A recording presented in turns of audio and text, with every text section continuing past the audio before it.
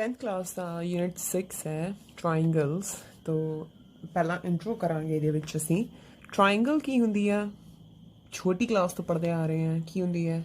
ਇੱਕ closed figure ਹੁੰਦੀ ਹੈ, ਜਾਂ ਮੈਂ ਕਹਾਂ ਇੱਕ ਕਲੋਜ਼ਡ ਪੋਲੀਗਨ ਹੁੰਦੀ ਹੈ ਜਿਹਦੀਆਂ 3 ਸਾਈਡਸ ਹੁੰਦੀਆਂ ਨੇ।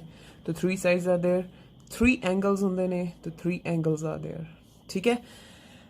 और ਤਿੰਨੇ एंगल्स ਦਾ ਸਮ ਕਿੰਨਾ ਹੁੰਦਾ ਹੈ? 180 डिग्री ਹੁੰਦਾ ਹੈ। तो मैं define करांगी a closed figure having 3 sides, 3 angles whose sum is 180 degree is called triangle, right?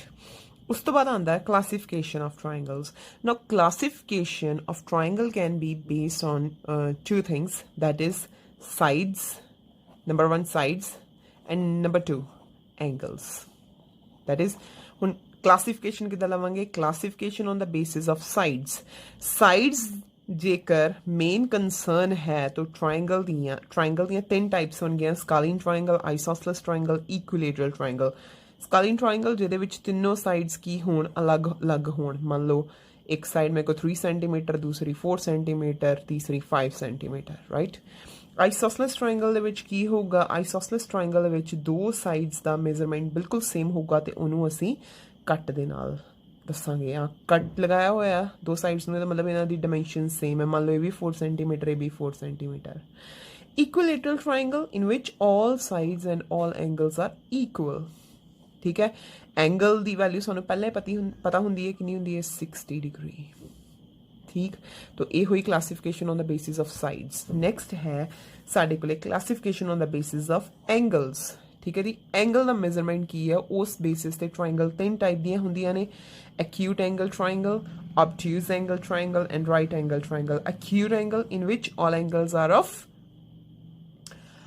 measurement 0 to 90 degree, and obtuse angle in which one of the angle is obtuse, means ਜਿਹੜਾ ਇੱਕ angle ਹੋਊਗਾ ਉਹ 90 ਤੇ 180 ਦੇ ਵਿੱਚ ਦਾ ਹੋਊਗਾ। And right angle ਜਿਹਦੇ ਵਿੱਚ ਐਂਗਲ ਕਿੰਨਾ ਹੋਊਗਾ? 90 ਡਿਗਰੀ ਦਾ ਹੋਊਗਾ। ਐਂਡ ਨਾਰਮਲੀ ਅਸੀਂ ਜਿਹੜੀ ਰਾਈਟ ਐਂਗਲ ਟ੍ਰਾਇੰਗਲ ਉਹਦੇ ਵਿੱਚ ਜਿਹੜਾ 90 ਡਿਗਰੀ ਦਾ ਐਂਗਲ ਹੈ ਉਹਦਾ ਸਿੰਬਲ ਇੱਦਾਂ ਰਿਪਰੈਜ਼ੈਂਟ ਕਰਦੇ ਆ।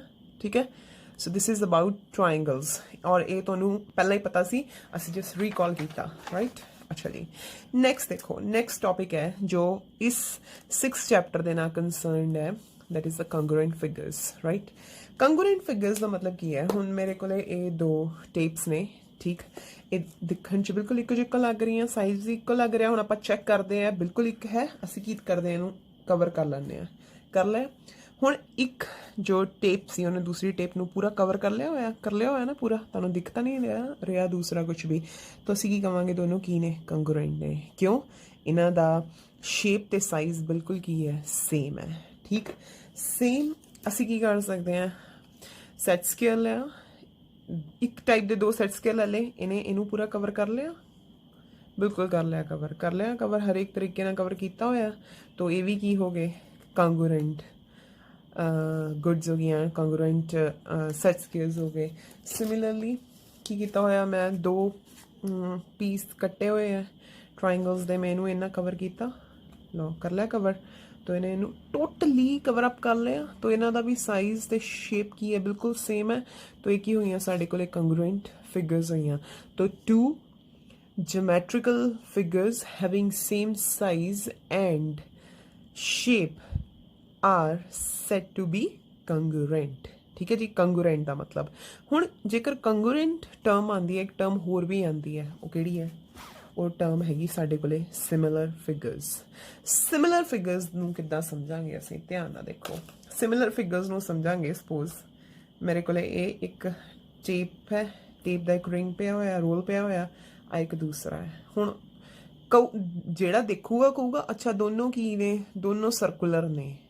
ठीक, पर जो इनू ये उत्ते रख दी है, इनू कवर नहीं करता पाया, या इनू ये उत्ते रख दी, इनू कवर नहीं करता पाया। दिखण च इक्को जिक्को है, बट उन्हां दे साइज की ने? डिफरेंट ने। तो 2 geometrical identities, 2 geometrical figures, not identities, 2 geometrical figures having same shape but different sizes are said to be similar, right. Clear हो गया विचों दी? अच्छा जी, नैक्सट देखो। नैक्सट जो हुण असीं पढ़ना ना, वो असीं डिटेल पढ़नी है सिमिलर फिगर्स दी। ठीक है जी, या सिमिलैरिटी दी। तो सिमिलैरिटी के बेसिस ते ही है ਨੈਕਸਟ ਟੌਪਿਕ ਹੈ ਇਹਦੇ ਵਿੱਚ ਜਿਹੜਾ 6.1 ਦੇ ਵਿੱਚ ਤੁਹਾਨੂੰ ਬਹੁਤ ਕੰਮ ਆਊਗਾ, 6.2 ਦੇ ਵਿੱਚ ਵੀ ਆਊਗਾ। Two triangles are said to be similar to each other, ਮਤਲਬ ਸਿਮਿਲੈਰਿਟੀ ਦਾ ਕੰਸੈਪਟ ਲੈ ਕੇ ਚੱਲਣਾ ਹੈ। ਹੁਣ ਦੇਖੋ ਦੋਨੋਂ ਟ੍ਰਾਇੰਗਲ ਸਿਮਿਲਰ ਹੈ, ਕਿਉਂ? ਦੋਨਾਂ ਦੀ ਸ਼ੇਪ ਸੇਮ ਹੈ ਬਟ ਸਾਈਜ਼ ਦੇ ਵਿੱਚ ਫਰਕ ਹੈ, ਇੱਕ ਥੋੜੀ ਛੋਟੀ ਇੱਕ ਥੋੜੀ ਵੱਡੀ ਹੈ, ਪਰ ਦੋਨੋਂ ਹੈ ਕਿ ਰਾਈਟ ਐਂਗਲ ਟ੍ਰਾਇੰਗਲਸ ਹੈ। ਠੀਕ ਹੈ ਜੀ। ਅੱਛਾ ਜੀ, ਹੁਣ ਕਦੋਂ ਦੋ ਟ੍ਰਾਇੰਗਲ ਸਿਮਿਲਰ ਹੁੰਦੀਆਂ ਨੇ? Two triangles are said to be similar to each other, number 1। ਹੁਣ ਅਸੀਂ ਜਮੈਟ੍ਰੀਕਲ ਫਿਗਰਸ ਤੋਂ ਆ ਕੇ ਇੱਕ ਪਰਟੀਕੂਲਰ ਚੀਜ਼ ਤੇ ਆ ਗਏ, ਪੋਲੀਗਨ ਦੀ ਇੱਕ ਪਰਟੀਕੂਲਰ ਚੀਜ਼ ਦੈਟ ਇਜ਼ ਟ੍ਰਾਇੰਗਲ। ਠੀਕ ਆ, ਦੋ ਟ੍ਰਾਇੰਗਲ ਲੈ ਲਈਆਂ, ਉਹਨਾਂ ਦੇ ਨਾਮ ਰੱਖ ਦਿੱਤੇ ABC ਤੇ ਇੱਕ ਦਾ ਨਾਮ ਰੱਖ ਦਿੱਤਾ DEF। ਹੁਣ ਅਸੀਂ ਕਹਿਣਾ ਹੈ ਸਿਮਿਲਰ ਹੈ। ਸਿਮਿਲਰ ਕਿਸੇ ਵੀ ਟ੍ਰਾਇੰਗਲਸ ਨੂੰ, ਦੋ ਟ੍ਰਾਇੰਗਲਸ ਨੂੰ ਸਿਮਿਲਰ ਹੋਣ ਵਾਸਤੇ ਦੋ ਕੰਡੀਸ਼ਨਸ ਦੀ ਲੋੜ ਹੈ। ਕੀ ਹੋਣੇ ਚਾਹੀਦੇ ਹੈ? Their corresponding angles are equal. ਜਦੋਂ ਮੈਂ ਇਹਨੂੰ ਚੁੱਕ ਕੇ ਇਹਦੇ ਉੱਤੇ ਰੱਖਾਂਗੀ ਤਾਂ ਕੀ ਹੋਣਾ ਚਾਹੀਦਾ? Their corresponding angles are equal. ਇਹ ਕਿਹਦੇ ਇਕੁਅਲ ਹੋਣਾ ਚਾਹੀਦਾ ਹੈ? ਐਂਗਲ D ਦੇ। ਠੀਕ ਹੈ। B ਕਿਹਦੇ ਇਕੁਅਲ ਹੋਣਾ ਚਾਹੀਦਾ ਹੈ? ਐਂਗਲ E ਦੇ। C ਕਿਹਦੇ ਇਕੁਅਲ ਹੋਣਾ ਚਾਹੀਦਾ ਹੈ? ਐਂਗਲ C ਕਿਹਦੇ ਇਕੁਅਲ ਹੋਣਾ ਚਾਹੀਦਾ ਹੈ? ਐਂਗਲ F ਦੇ। ਰਾਈਟ। ਠੀਕ ਹੈ ਜੀ। ਇਹ ਤਾਂ ਹੋ ਗਈ ਪਹਿਲੀ ਚੀਜ਼। पहली चीज की two triangles are said to be similar if their angle corresponding angles are equal. Angles equal होने चाहिए। एंड सेकेंडली देयर साइड्स, और मैं कहा their corresponding sides should be in proportion. ठीक है। तो मैं जी टर्म यूज कर रही हूँ कि ये मेरे को proportion, should be in proportion, sides should be in proportion. जो इस ट्राइंगल में चुके दे ऊपर रखते पे हैं तो A B divided by, A B के ऊपर आ रही है DE दे, A B divided by DE। A B भी कुछ सेंटीमीटर होगी, DE भी कुछ सेंटीमीटर होगी, उन्होंने डिवाइड करके कोई आंसर आऊगा। वो आंसर किहदे बराबर होना चाहिए? वो किहदे बराबर होना चाहिए? BC जो इन चुक के ऊपर रखा BC डिवाइडेड बाय EF। जो ਇਹਦਾ आंसर आंदा ਪਿਆ, ਇਹ ਦੋਨਾਂ ਦੇ आंसर, ਦੋਨਾਂ रेशो की होनी चाहिए सेम। उस तो बाद किहड़ी साइड बचदी भी? AC। तो AC डिवाइडेड बाय DF। इस सारे की वैल्यू की आनी चाहिए है? सेम आनी चाहिए है। ठीक है। ये हुंदा है प्रोपोर्शनैलिटी का मतलब। Sides should be in proportion and corresponding angles should be equal. Only then two triangles, two polygons, they are said to be similar. ठीक। लो हुण आ जाते हैं आप 6.1 ते। 6.1 दे विच देखो, अगर तुसी अपने मैथ दे विच चेक करोगे, same fill in the blanks हैगियां ने, तो जिहदे विच पहली फिल इन दी ब्लैंक्स है ऑल सर्कल्स आर। सारे सर्कल की हुंदे ने? कुछ सर्कल वड्डे भी हुंदे ने, कुछ सर्कल छोटे भी हुंदे ने, बट हुंदे सर्कल है, शेप सेम है, साइज डिफरेंट है, तो की कहांगी? Similar, not congruent. कंगुरेंट दा मतलब की हुंदा है? साइज ते शेप दोनों ही सेम। ठीक। ऑल स्क्वेयर्स आर, स्क्वेयर कोई स्क्वेयर वड्डा भी हुंदा है, कोई स्क्वेयर छोटा भी हुंदा है, तो की होणगे? सिमिलर। ठीक है जी। All dash triangles are similar. केड़ियां ट्राइंगल सिमिलर होणगियां? इक्विलेटर ट्राइंगल सिमिलर होणगियां, क्योंकि इक्विलेटर ट्राइंगल कंडीशन देखो की है, ट्राइंगल सिमिलर होने वास्ते उन्होंने कॉरस्पॉन्डिंग एंगल्स इक्वल होने चाहिए है। तो जेकर मेरे को एक इक्विलेटर ट्राइंगल है, थोड़ी छोटी है, तो एक इक्विलेटर ट्राइंगल थोड़ी वड्डी है, फर्क किहड़ा आ गया? साइज का फर्क आ गया। एंगल तो ये भी 60-60 है, ये भी तीनों एंगल 60-60 है। ठीक है। तो इक्विलेटर आऊगा, आइसोसेलेस नहीं आऊगा। उस तो बाद फोर्थ है two polygons of the same number of sides are similar.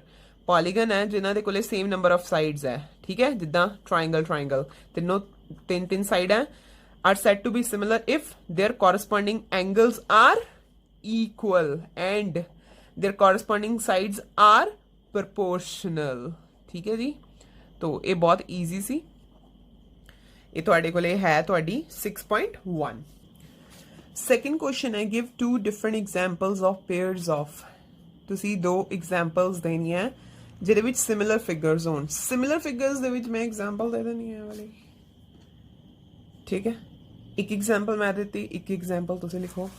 उस तो बाद कहता पाया नॉन सिमिलर फिगर्स की एग्जाम्पल दे दो। तो बेस्ट एग्जाम्पल है set squares. Sari geometry box set square पे होंगे ने, एक ही है, नॉन सिमिलर फिगर्स ने। ठीक है, ਇਹਦੀ ਇੱਕ एग्जाम्पल मैं दे ਦਿੱਤੀ, ਇਹਦੀ ਇੱਕ ਬਚਦੀ एग्जाम्पल ਤੁਸੀਂ ਲਿਖੋ। थर्ड क्वेश्चन है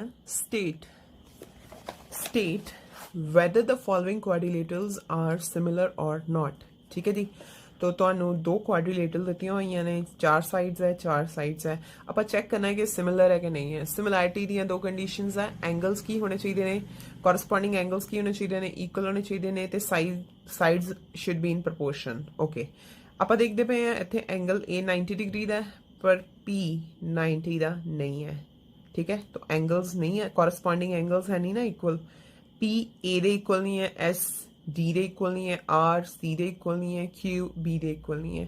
तो क्योंकि कॉरस्पॉन्डिंग एंगल्स ही नहीं इक्वल, एक कंडीशन सैटिस्फाई नहीं होंगी भी, तो ए वालियां क्वाड्रिलेटरल्स, ए वालियां polygons, they are not similar. ठीक है, तो ये होया थोड़ा 6.1। नैक्सट 6.2 करांगे, जिहदे विच स्टार्ट करांगे असीं बेसिक प्रोपोर्शनैलिटी थ्योरम।